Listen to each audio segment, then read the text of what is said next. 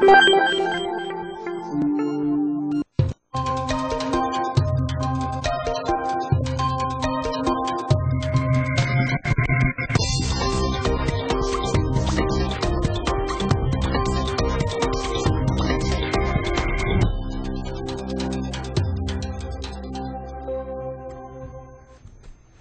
dia, estamos de volta aqui ao vivo dos estúdios da All TV com mais uma edição do programa Urban View, um olhar sobre as cidades.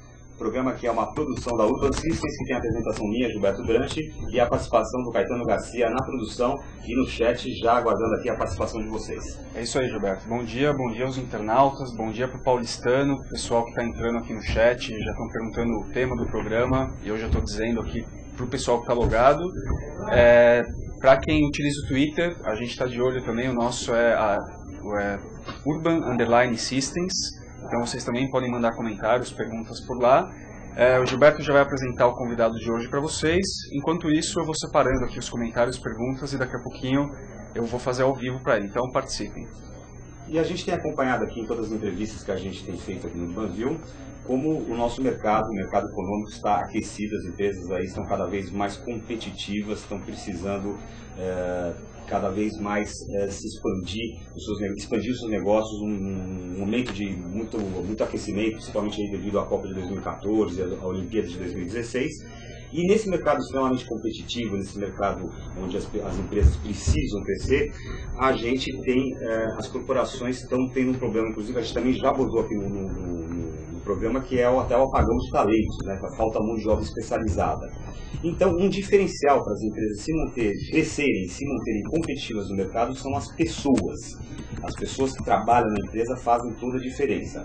E aí a gente tem a questão da formação dessas pessoas, né? Muito se tem discutido aí, principalmente no mercado de RH, a questão desse apagão de talentos, a questão da formação dos líderes, a questão da juniorização das equipes. Então são temas aí que estão quentes, né? O fato de se diz muito que falta, por exemplo, mão de obra especializada, falta líder, falta gente com competência. E o que está acontecendo também? As empresas estão, por um lado, tendo que treinar pessoas na sua capacitação técnica, mas também há uma formação do talento das pessoas que diz respeito à formação pessoal, ao equilíbrio, a questões como liderança, são habilidades também que são importantes no profissional, ou seja, não basta ele ter uma formação técnica, ele precisa também ter uma competência, digamos, emocional para ser um bom profissional. Então, no programa de hoje, a gente vai falar um pouquinho dessa questão da formação dos profissionais, dos treinamentos corporativos. Para entender qual é o papel dos colaboradores para o sucesso de uma empresa e descobrir formas de otimizar essa relação, a gente escolheu como nosso olhar da semana, que vai ser o tema do programa de hoje, a seguinte questão: gestão de pessoas, o capital humano como diferencial das empresas. A gente quer debater no programa de hoje qual é o papel do indivíduo, da pessoa, no sucesso de uma empresa. Como usar a inteligência emocional no trabalho. Queremos também descobrir o que é a PNL, Programação Neurolinguística, e como ela pode melhorar, como é que ela pode impactar positivamente no ambiente corporativo. E para responder a essas outras perguntas, para conversar com a gente, explicar essas questões aqui, a gente vai conversar hoje com o Gilberto Cury. Gilberto, muito bom dia, muito obrigado por estar no nosso programa. Bom dia, Gilberto, é um prazer estar aqui e falar desses temas tão importantes, né? Você até citou, muitas vezes as pessoas são contratadas pelas competências técnicas, mas são demitidas pela ausência de competências comportamentais e sociais, né? É isso aí. Para quem ainda não conhece o Gilberto Cury, ele é administrador de empresas formado pela Faculdade Getúlio Vargas aqui de São Paulo e já atuou em variadas atividades gerenciais relacionadas à área comercial, de produção, contábil, RH, administrativa e financeira. Ele é fundador e presidente da Sociedade Brasileira de Programação Neurolinguística, conhecida aí pela SBPNL, e é o responsável pela introdução oficial da programação neurolinguística, conhecida como PNL, no Brasil, no ano de 1981. Ele é trainer credenciado desde 1980 em cursos de PNL em instituições comandadas pelos maiores nomes de PNL no mundo, pelos criadores da PNL, como Richard Bandler, o John Grinder, o Steve Conneray Andreas e o Robert Hughes. Ele é professor, palestrante e consultor de empresas no Brasil e no exterior. E o Gilberto, que eu já conheço há algum tempo, também tem uma vantagem porque ele foi empresário, então ele sabe o que é comandar uma empresa. Para começar a nossa entrevista, como é de hábito aqui no programa, a gente traz sempre o nosso quadro de olho na frase. E hoje a gente pensou aí uma afirmação do Richard Bandler, que é um dos criadores da PNL. Afirma o Richard Bandler: a PNL ajuda a entender a excelência das pessoas que conseguiram atingir o melhor em qualquer tarefa e ensinar outras pessoas a fazê-lo. É ter lições que dizem como projetar o interior de sua cabeça da mesma forma como você projetaria o design de uma sala.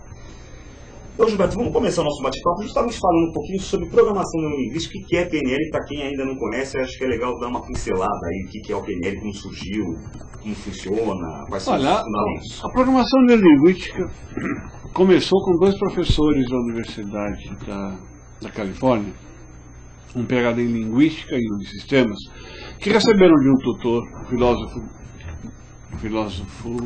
cujo nome é Gregory Bateson, a tarefa de provar que um bom terapeuta é um bom terapeuta independente da linha que ele utilizasse. Então eles escolheram 4 ou 5 terapeutas, os papas de várias linhas, de 4 ou 5 linhas terapêuticas, e começaram a estudá-los. E descobriram que eles obtinham a confiança quase imediata dos seus pacientes, de uma mesma maneira, fazendo o mesmo tipo de pergunta diante de determinados padrões de linguagem. Aí eles continuaram as pesquisas e descobriram o que mais faziam esses terapeutas. E continuaram mais ainda as pesquisas, aí então, para outras áreas do conhecimento humano, e descobriram que pessoas bem-sucedidas, e deixo claro aqui que ser bem-sucedido não é ser rico e famoso, ser bem-sucedido é atingir os seus próprios objetivos, descobriram que pessoas bem-sucedidas faziam mais ou menos de uma mesma forma, agiam, atuavam, tinham os comportamentos e especialmente o jeito de pensar muito parecido. A definição técnica de programação neurolinguística é o estudo da estrutura da experiência subjetiva do ser humano. Né? Em português é assim: como é que eu funciono aqui dentro? Como é que eu faço para me motivar, para me desmotivar, para querer, para não querer, para achar bom, para achar ruim, para achar fácil, para achar difícil? Né? Como é que eu funciono aqui dentro da minha cabeça? Um outro jeito de nomear a PNL é manual do proprietário. Quando a gente nasce, ninguém nos dá o manual do proprietário. Mas a PNL vai te ajudar a escrever o seu próprio manual do proprietário. Como gerenciar melhor as suas dificuldades, diminuí-las, eliminar algumas.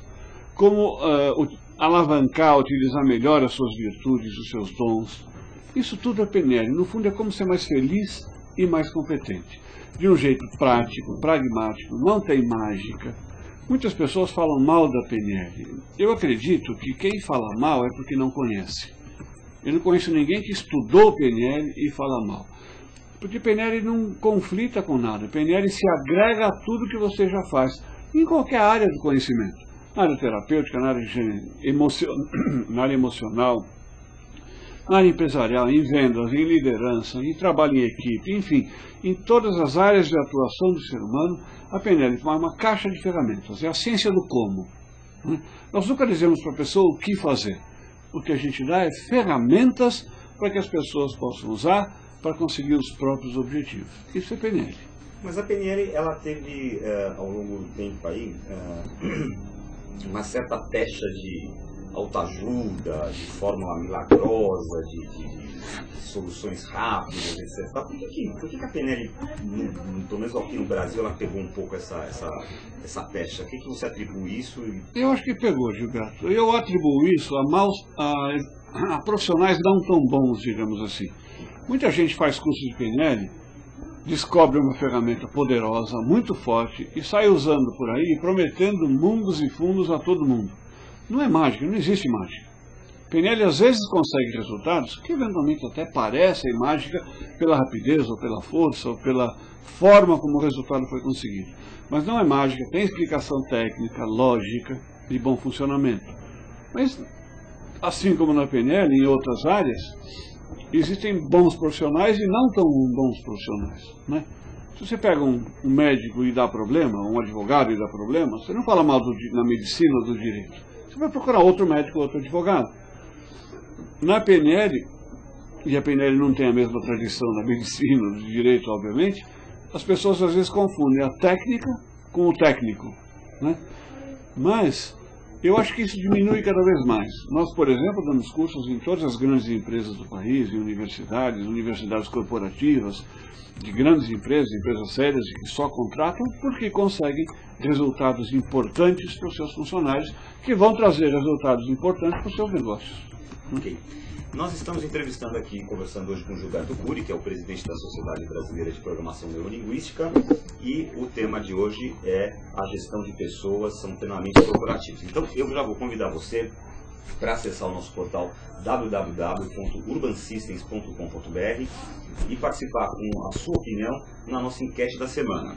A gente está aqui, eu estou vendo aqui ao vivo aqui no nosso portal, a gente está perguntando aqui, sua empresa mantém um programa de treinamento corporativo? E você pode participar dizendo sim, de todos os tipos de treinamento, né? ou apenas capacitação técnica, ou seja, sua empresa tem um programa de treinamento corporativo, mas apenas para treinamentos de formação de capacitação técnica, ou não. Então, entra lá para a gente dar uma medida aí como é que está o mercado de treinamento corporativo. No final do programa, a gente vai conferir o resultado da enquete e vai comentar aqui junto com o Gilberto.